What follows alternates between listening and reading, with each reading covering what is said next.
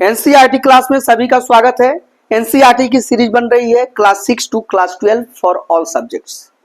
इसमें हिस्ट्री को पहले सिलेक्ट किया गया है और उसमें भी क्लास 6 को। और क्लास 6 का देखिए यहाँ पर मैं लिख भी दिया हूँ, NCERT history class 6 chapter 8 part 3। और अगर आपके पास बुक हो तो उसको पेज संख्या 78 आप ओपन कर लीजिए। देखिए हमारे पास बुक है और मैं पेज संख्या 78 को ओपन कर रहा हूँ। और आइए इसमें आज बहुत ही इंपॉर्टेंट टॉपिक पर मैं चर्चा करूंगा। हालांकि मैं बार बार कहता हूं कि एनसीईआरटी की हर टॉपिक इंपॉर्टेंट है। आज दो टॉपिक है। एक तो यहाँ पर बताया गया है कि विनिमय के अन्य साधन देखिए विनिमय के अन्य साधन, विनिमय यानी एक्सचेंज, अन्य साधन। इसके पहले हमने क्वाइंस के बारे में चर्चा किया था इसके पहले पार्ट में, और उसमें आहत सिक्कों के बारे में चर्चा किया था। और यहाँ पर बताया जा रहा है कि विनिमय के लिए या वस्तुओं के एक्सचेंज के लिए कुछ और प्रणाली यहाँ पर चलता था। और देखिए यह जो बात हमको जानकारी मिल रही है, यहाँ पर बहुत सुंदर एक कविता दिया गया है, जो कि कविता संगम साहित्य की छोटी सी कविता को पढ़ो। ये दे रहा है कि संगम साहित्य में एक छोटी सी कविता है और उस कविता को यहाँ पर लिखा गया है और इसको हिंदी ट्रांसलेशन है। देखिए क्या मैं पढ़ रहा हूँ, फिर आपको समझ में आ जाएगा। खेतों के सफेद धान गाड़ियों पर लादे जा रहे हैं, नमक के लिए लंबे लंबे रास्ते, चांदनी सी सफेद रेत पर परिवार को समेटे, कहीं पीछे छूट न जाए। शहरों से नमक के सौदागरों के यूं चले जाने से सिर्फ सन्नाटा रह जाता है। समुद्र के किनारे नमक का बहुत ज्यादा उत्पादन होता था। यहाँ पर दे रहा है कि ये एक बात बता रही है कि समुद्र के किनारे नमक का उत्पादन होता था और यहाँ पर जो गाड़ियां हैं वो सफेद धान से लादी हुई हैं। तो इसका ये मतलब हुआ कि उस समय वस्तु विनिमय प्रणाली चलती थी, बार्टर सिस्टम, और जिसमें कि एक वस्तु के बदले कोई दूसरी वस्तु दी जाती थी। तो अगर नमक है तो उसके बदले में जो धान का अदला बदली किया जाता था। तो ये भी विनिमय के एक अन्य साधन थे। और क्वाइन में तो किया ही जाता था, लेकिन यानी कि कैश में किया जाता था, काइंड में भी किया जाता था, वस्तु विनिमय प्रणाली थी। तो यही यहाँ पर ये बात हमने बताया और इसको अब मैं मिटा देता हूँ। अब देखिए आगे मैं जो चर्चा कर रहा हूँ उस पर आइए। और देखिए आगे क्या है कि नगर अनेक गतिविधियों का केंद्र है। यहाँ पर नगर के बारे में चर्चा है। देखिए नगर के बारे में चर्चा है और नगर में भी ये एक स्पेशल नगर मथुरा के बारे में चर्चा किया गया है। और फिर मैं आपको पढ़ रहा हूँ और आपको समझा रहा हूँ। और सबसे पहले लिखा गया कि जो नगर होते थे वो अनेक गतिविधियों के केंद्र थे। नगर क्या होते थे तो अनेक यानी एक से ज्यादा, कई जो एक्टिविटीज है उसके वो केंद्र थे। अनेक गतिविधियों, देखिए गतिविधियों, अनेक गतिविधियों के केंद्र। और इसको आप अनुभव भी कर रहे हैं कि कोई भी नगर है, आज के भी आधुनिक नगर को ले लीजिए तो वहां पर अनेक एक्टिविटीज होती है, कई गतिविधियां होती हैं। वहां पर व्यापारी व्यापार भी करता है, वहां पर स्पोर्ट्स भी होते हैं, बहुत सारी चीज नगर में हो रहे हैं। वहां पर मंदिर भी होते हैं, पूजा भी होते हैं। तो यही बता रहा है कि जो नगर होते हैं वह एक तरह से सेंटर होते हैं फॉर मेनी एक्टिविटीज, कई गतिविधियों का केंद्र होता है। यहाँ तक तो बिल्कुल स्पष्ट है। अब देखिए अब मैं पढ़ रहा हूं और आपको समझा रहा हूं। अक्सर नगर कई कारणों से महत्वपूर्ण हो जाते थे। उदाहरण के लिए मथुरा को देखो। और मानचित्र 89 बता रहा है, आपके बुक में 89 में आ जाइए, पेज संख्या 89 में मानचित्र 7 को देखिए। और बता रहा है कि नगर कई एक्टिविटियां होती थी और उसमें एक मथुरा नगर को लिया गया है या मथुरा शहर को लिया गया है और मथुरा के माध्यम से अपने बात को इस बुक में समझाया जा रहा है। तो देखिए अगर आपके पास बुक हो तो ये देखिए ओपन कर लीजिए। देखिए मैं यहाँ पर देखिए यही मथुरा है, देख रहे हैं ये मथुरा है। यहाँ पर ये मैप 7 है, इसमें देखिए यहाँ पर मथुरा दिया गया है। और आपको ये देखिए हमारे पास बड़ा मैप भी है, तो उस बड़े मैप में मैं आपको समझा रहा हूँ। और देखिए यही मथुरा है, उत्तर प्रदेश में है। देखिए यही मथुरा है, देख रहे हैं ये मथुरा है, ठीक आगरा के बगल में है। देखिए मथुरा के आप देख सकते हैं कि आपको दक्षिण और पूरब में ये आगरा है, पूना। तो ये मथुरा है। और तो ये मथुरा देख लीजिए, यहाँ पर हमने टिक लगाया है मथुरा, देख रहे हैं, उत्तर प्रदेश में। इसी मथुरा शहर के बारे में बात हो रही है और इससे आपको बात समझ में आ जाएगी। बात तो मथुरा शहर के बारे में हो रही है, लेकिन ये चीज प्राय भारत के सभी शहरों पर लागू होता है। तो देखिए यहाँ पर, तो यहाँ पर मथुरा शहर, एक शहर कौन सा है, मथुरा।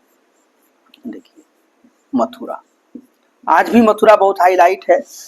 और क्यों हाईलाइट है, अब दिमाग पर तो आप अपना जोर लगाइए और मैं समझा रहा हूँ कि यह 2500 साल से भी ज्यादा समय से एक महत्वपूर्ण नगर रहा है। 2500 यानी 2500, यह 2500 वर्षों से भी ज्यादा समय से एक महत्वपूर्ण नगर रहा है।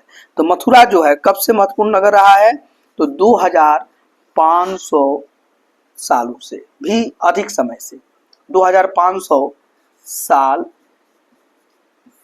से भी ज्यादा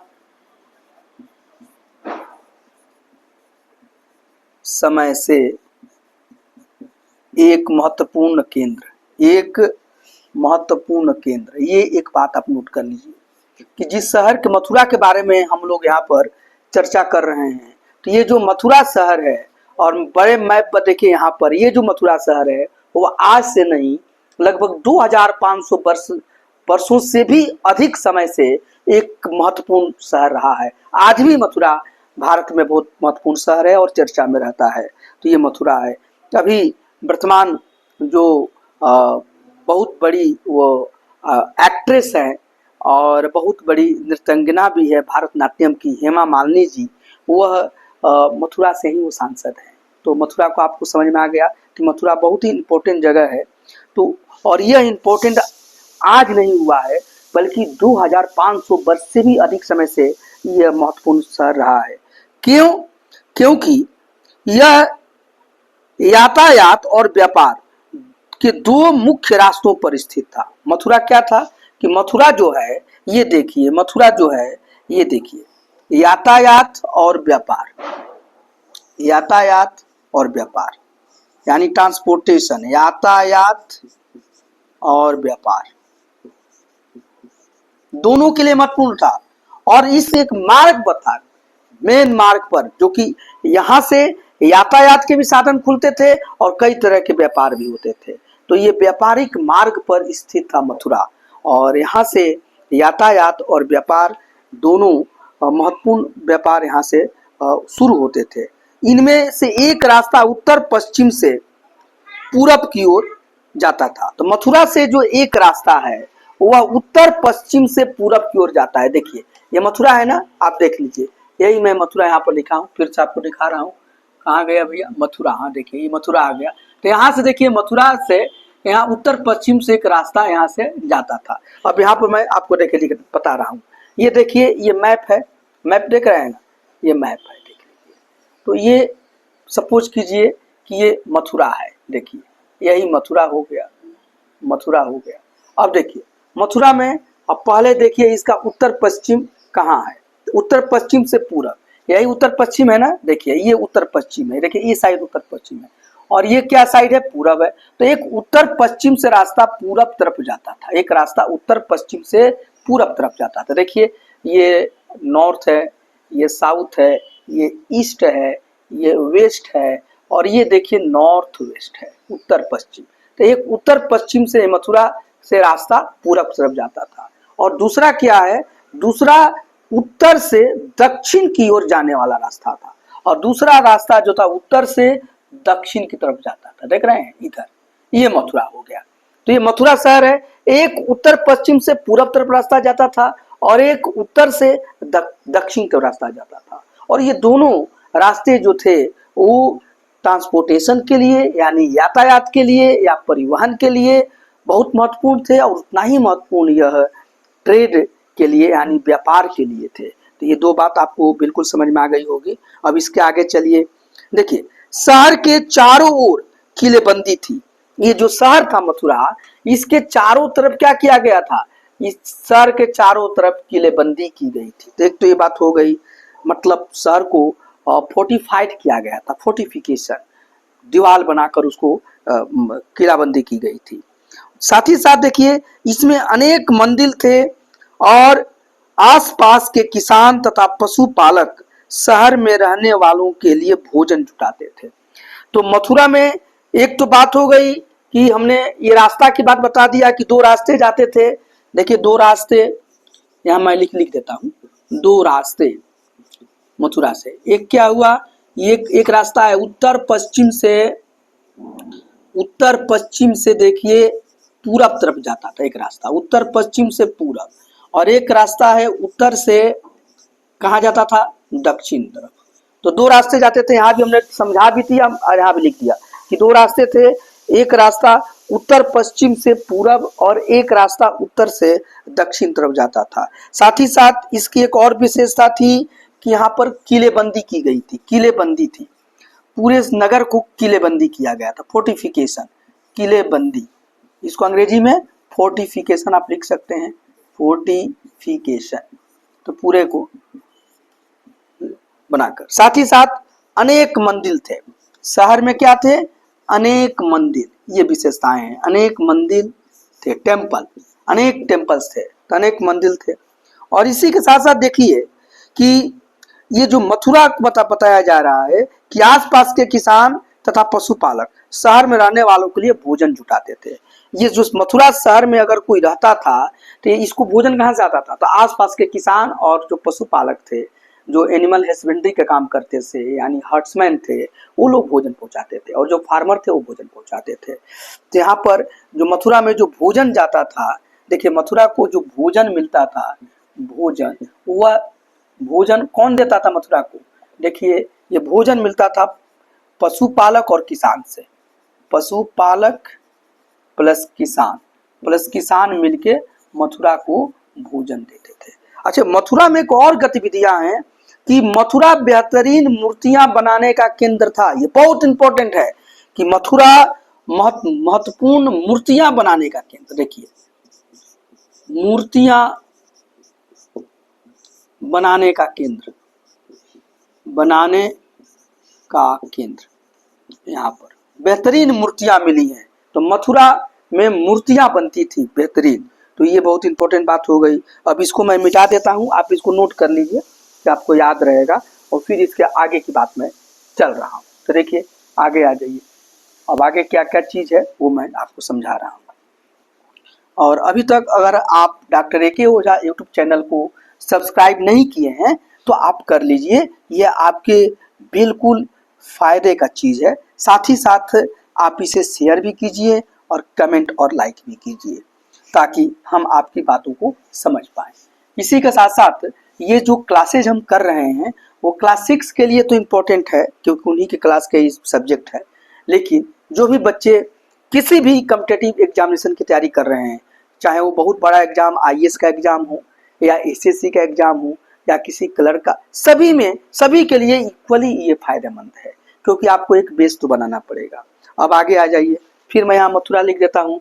मैं नगर में किसकी चर्चा कर रहा हूँ, मथुरा की चर्चा कर रहा हूँ, ठीक है। और मथुरा को हमने बताया कि यह 2500 वर्षों से भी ज्यादा समय से एक महत्वपूर्ण केंद्र है। और ये जो मथुरा है, यहाँ से दो रास्ते जाते थे, एक रास्ता आपको उत्तर पश्चिम से पूरब की तरफ जाता था और एक रास्ता उत्तर से दक्षिण तरफ जाता था। और ये दोनों रास्ते परिवहन के लिए, यानी यातायात के लिए और व्यापार के लिए बहुत महत्वपूर्ण थे। ये जो मथुरा था, यहाँ पर मूर्ति कला का ये महत्वपूर्ण केंद्र था। यहाँ पर कई मंदिर भी पाए गए हैं। साथ ही साथ मथुरा जो है, यहाँ की जो मथुरा के लोगों की या शहर के जो वासी है, नगरवासी हैं, उनकी भोजन की व्यवस्था जो किसान और पशुपालक जो आसपास के जगह पर रहते थे वो लोग उपलब्ध कराते थे, इतना आप जान गए। साथ ही साथ लगभग 2000 साल पहले मथुरा कुषाणों की राजधानी बनी भी है। ये देखिए कुषाणों की राजधानी, कुषाण है ना, उसका महत्वपूर्ण शासक कनिष्क है, ठीक है ना। कुषाणों की राजधानी, मथुरा कुषाणों की राजधानी भी बनी थी, ठीक है ना। मैं इसके पहले क्लास में बताया हूँ कि कुषाणों की राजधानी थी, एक पुरुषपुर थी, एक मथुरा थी। तो मथुरा भी थी, और कुषाण में आपको मैं काफ़ी समझाया हूँ कि कुजुल कटफिसस थे, भीम कटफिसस थे, फिर कनिष्क आए जो सबसे महत्वपूर्ण शासक हुए हैं।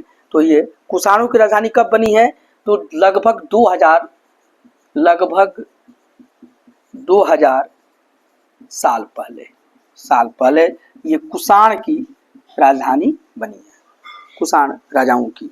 साथ ही साथ देखिए और इनकी दूसरी राजधानी बनी है। देखिए कुषाणों की यहाँ लिख लीजिए दूसरी राजधानी, सॉरी देखिए किताब में लिखा है दूसरी राजधानी। पहली राजधानी कौन थी? पुरुषपुर थी। तो इस पीछे वाला क्लासेज में हम बता चुके हैं, इसीलिए सभी वीडियो को देखिए, तब आपको बहुत ज्यादा क्लियर होता चला जाएगा।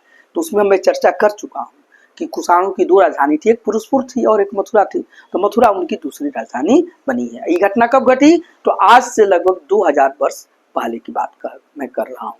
तो ये मथुरा के बारे में भी आप एक बात जान गए। साथ ही साथ देखिए कि मथुरा एक धार्मिक केंद्र भी रहा है। यहाँ तो कई मंदिर भी पाए गए हैं, तो धार्मिक केंद्र भी था। मथुरा क्या था? ये शुरू से ही धार्मिक केंद्र था। मूर्ति कला का तो केंद्र था ही, ये धार्मिक केंद्र रहा है। मथुरा एक धार्मिक केंद्र था शुरू से ही। यहाँ बौद्ध विहार और जैन मंदिर भी हैं। यहाँ पर देखिए कि बौद्ध विहार जो मोनेस्ट्री होते हैं ना, तो बौद्ध विहार और एवं जैन मंदिर पाए गए हैं। तो ये बौद्धों का भी केंद्र हो गया और जैन का भी बन गया। साथ ही साथ ये देखिए कि यह कृष्ण भक्ति का एक महत्वपूर्ण केंद्र था। सबसे बड़ी बात है कि कृष्ण भक्ति का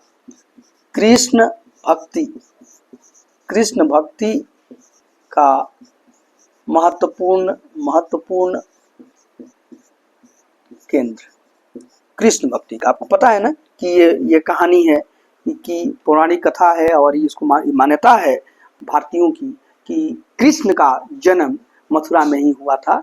और तो ये उनका है, उस पर बहुत आप कृष्ण लीला देखते होंगे तो उसमें बहुत बातें हैं, तो आप सब जानते हैं। तो कृष्ण भक्ति कथा है और यही कृष्ण का जन्म भी हुआ था, जन्मस्थली था कृष्ण का। जिस तरह से राम की जन्मस्थली अयोध्या मानी जाती है, ऐसे कृष्ण की जन्मस्थली कहाँ मानी जाती है? तो मथुरा मानी जाती है। तो इसलिए कृष्ण भक्ति का यह एक महत्वपूर्ण केंद्र है। मथुरा के प्रस्तर खंडों तथा मूर्तियों पर अनेक अभिलेख मिले हैं। देखिए यहाँ पर बहुत अभिलेख मिले हैं। जैसे मथुरा के देखिए प्रस्तर खंडों एवं मूर्तियों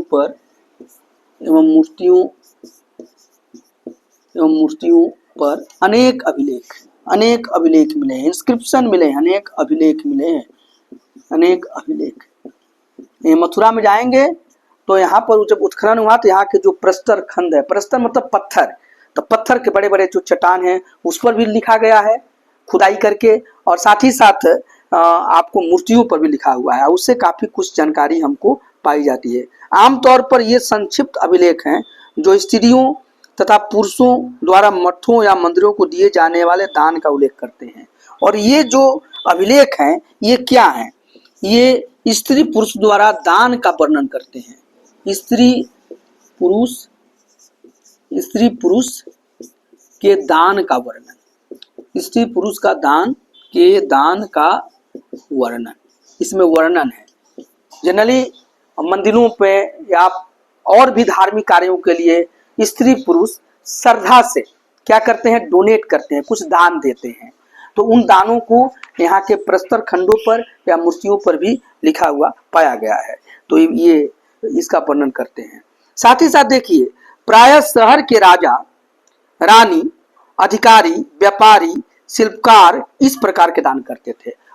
अब जो दान करते थे तो दान तो भाई वही करेगा जिसके पास होगा, और गरीब के पास कम ही चीज होता है तो कम ही दान करेगा। तो कम दान करेगा तो उसको क्या लिखा जाएगा?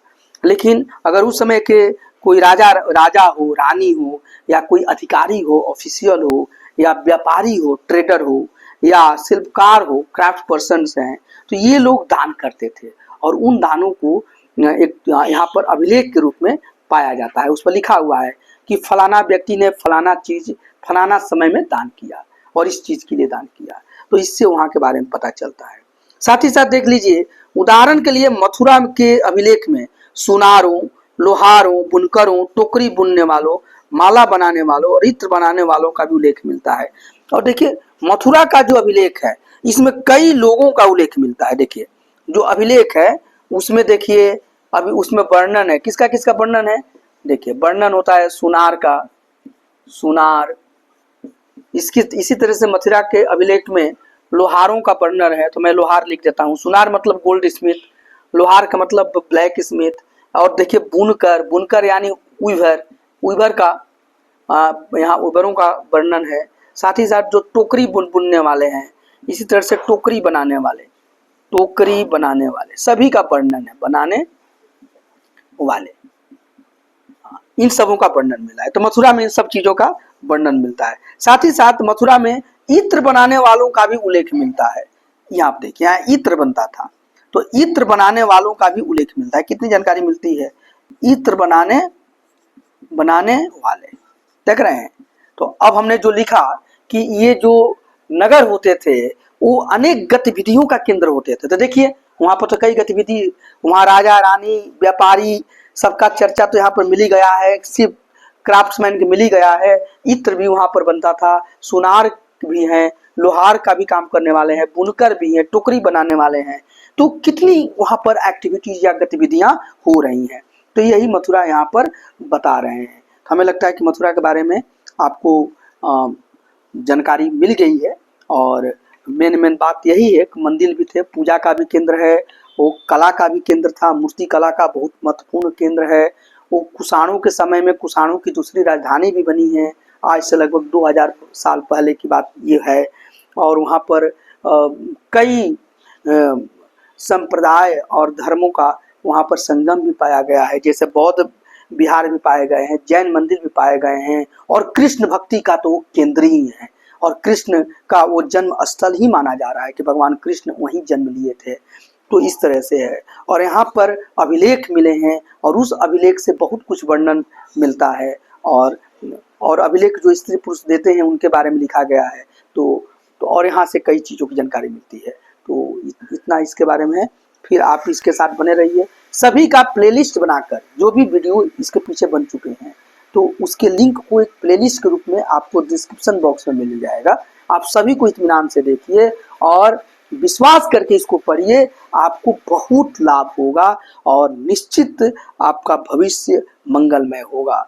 आज के लिए इतना ही, धन्यवाद।